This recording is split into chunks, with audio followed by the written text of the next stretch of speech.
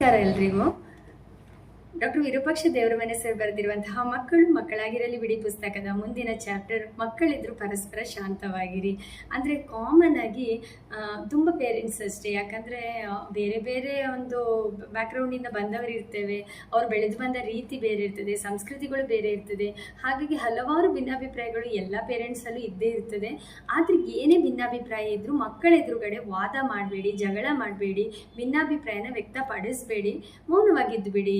ಯಾಕಂದರೆ ಇದನ್ನು ಪರಿಹರಿಸ್ಕೊಳ್ಳಿಕ್ಕೆ ನೀವು ಒಂದು ಸಪ್ರೇಟ್ ಮಾತಾಡಿ ಅದನ್ನ ಪರಿಹರಿಸ್ಕೊಳ್ಳಿ ಅಂತ ಸರ್ ಇಲ್ಲಿ ತುಂಬ ಸಜೆಷನ್ಸ್ ಕೊಡ್ತಾ ಇದ್ದಾರೆ. ಯಾಕಂದರೆ ನಾವು ಈ ಥರದ ಬಿಹೇವಿಯರ್ಸ್ ಮಾಡೋದ್ರಿಂದ ಅದು ಮಕ್ಕಳ ಮೇಲೆ ಯಾವ ಥರ ಪರಿಣಾಮ ಬೀಳ್ತದೆ ಅಂತ ಅವರು ತುಂಬ ಹಲವು ಪಾಯಿಂಟ್ಗಳಲ್ಲಿ ಇದನ್ನ ಎಕ್ಸ್ಪ್ಲೇನ್ ಮಾಡಿದ್ದಾರೆ. ಅಂದರೆ ಒಂದು ಭಾವನಾತ್ಮಕ ತೊಂದರೆ ಆಗ್ತದೆ ಮಕ್ಕಳಿಗೆ. ತಮ್ಮ ಪೋಷಕರ ನಡುವಿನ ವಾದಗಳನ್ನು ನೋಡುವಂತಹ ಮಕ್ಕಳು ಆತಂಕ ಮತ್ತು ಭಯಕ್ಕೆ ಒಳಗಾಗ್ಬೋದು. ಪೋಷಕರ ಈ ಥರದ ಸಂಘರ್ಷವನ್ನು ನೋಡುವುದರಿಂದ ಮಕ್ಕಳಿಗೆ ಭಾವನಾತ್ಮಕ ಒತ್ತಡ ಉಂಟಾಗ್ತದೆ. ಅದು ಅವರ ಮೆದುಳಿನ ಮೇಲೆ ತುಂಬ ದುಷ್ಪರಿಣಾಮವನ್ನು ಬೀರ್ತದೆ ಅಂತ ಸರ್ ಹೇಳ್ತಿದ್ದಾರೆ. ಇನ್ನೊಂದು ಪಾಯಿಂಟ್ ಹೇಳ್ತಿದ್ದಾರೆ, ಅಭದ್ರತೆ ಅಂದರೆ ಇನ್ಸೆಕ್ಯೂರ್ಡ್ ಫೀಲ್. ಅಂದರೆ ಪೇರೆಂಟ್ಸ್ ಯಾವಾಗಲೂ ಸಹ ಒಂದು ಜಗಳ ಮಾಡ್ತಾ ಇದ್ರೆ, ವಾದ ಮಾಡ್ತಾ ಇದ್ರೆ ಮಕ್ಕಳಿಗೆ ಅವರ ಒಂದು ಕುಟುಂಬದ ಬಗ್ಗೆ ಒಂದು ಇನ್ಸೆಕ್ಯೂರ್ಡ್ ಫೀಲ್ ಮೂಡ್ತದೆ ಅಂತ ಸರ್ ಹೇಳ್ತಿದ್ದಾರೆ. ಅಂದರೆ ನಡವಳಿಕೆಯನ್ನು ರೂಪಿಸುವ ಮಾದರಿ, ನಾವು ಏನು ಮಾಡ್ತೇವೋ ಅದನ್ನೇ ನೋಡಿ ಮಕ್ಕಳು ಕಲಿತಾರೆ.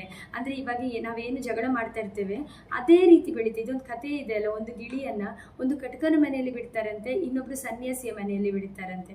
ಅದು ಹೋಗ್ತಾ ಹೋಗ್ತಾ 1 ವರ್ಷ ಆಗುವಷ್ಟರಲ್ಲಿ ಕಟುಕನ ಮನೆಯಲ್ಲಿದ್ದ ಗಿಳಿ ಹೇಗಾಗ್ತದೆ ಅಂದರೆ ಹೊಡಿ ಬಡಿ ಆ ಥರದ್ದೇ ಮಾತುಗಳನ್ನು ಕಲ್ತಿರ್ತದೆ. ಅದೇ ಒಂದು ಉತ್ತಮರ ಸಂಘ ಮಾಡಿದಂತಹ ಗಿಳಿ ಒಳ್ಳೆ ಬನ್ನಿ ನಮಸ್ಕಾರ ಕೂತ್ಕೊಳ್ಳಿ ಈ ಥರದ್ದೇ ಕಲ್ತಿರ್ತದೆ ಅಂತ ಒಂದು ಕಥೆ ಇದೆ. ಹಾಗೆ ನಾವು ಏನು ಮಾಡ್ತೇವೆಯೋ ಅದನ್ನೇ ಮಕ್ಕಳು ಡೆಫಿನೆಟ್ ಆಗಿ ಕಲಿತಾರೆ. ನಾವು ಹೇಳಿದ್ದನ್ನು ಅವರು 100% ಕಲಿಯುವುದಿಲ್ಲ, ನಾವು ಮಾಡುವುದನ್ನೇ ಮಾಡ್ತಾರೆ. ಅದರಿಂದ ಮಕ್ಕಳ ಎದುರುಗಡೆ ನಾವು ಹೇಗೆ ಬಿಹೇವ್ ಮಾಡಬೇಕು ಅನ್ನೋದನ್ನು ಪೋಷಕರಾದ ನಾವು ಫಸ್ಟ್ ಅರ್ಥ ಮಾಡ್ಕೊಳ್ಬೇಕು. ಇದು ಅವರ ನಡವಳಿಕೆಯನ್ನು ರೂಪಿಸುವ ಮಾದರಿ ಆಗ್ತದೆ.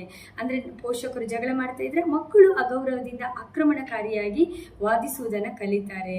ಮತ್ತು ಪೋಷಕರ ಮತ್ತು ಮಗುವಿನ ನಡುವಿನ ಬಾಂಧವ್ಯ ಇದು ಹೇಗೆ ಎಫೆಕ್ಟ್ ಆಗ್ತದೆ ಅಂತ ಹೇಳಿದರೆ, ಮಗುವಿಗೆ ಏನೋ ಒಂದು ಪ್ರಾಬ್ಲಮ್ ಇರ್ತದೆ, ಅನಿಸ್ತದೆ ಹೇಳ್ಕೊಳ್ಬೇಕು ಪೇರೆಂಟ್ಸ್ ಹತ್ರ ಹೇಳ್ಕೊಳ್ಳುವ ಅಂತ. ಆದರೆ ಆಮೇಲೆ ಮಗುವೆ ಅಂದ್ಕೊಳ್ತದೆ ಈ ಪೇರೆಂಟ್ಸೇ ಯಾವಾಗಲೂ ಸಹ ಜಗಳ ಮಾಡ್ತಿರ್ತಾರೆ, ಮಧ್ಯದಲ್ಲಿ ನನ್ನದೊಂದು ಸಮಸ್ಯೆ ಯಾಕೆ ತಗೊಂಡೋಗ್ಲಿ ಅಂತ ಹೇಳ್ಬಿಟ್ಟು ಹೇಳುವುದನ್ನೇ ಕಡಿಮೆ ಮಾಡ್ತದೆ.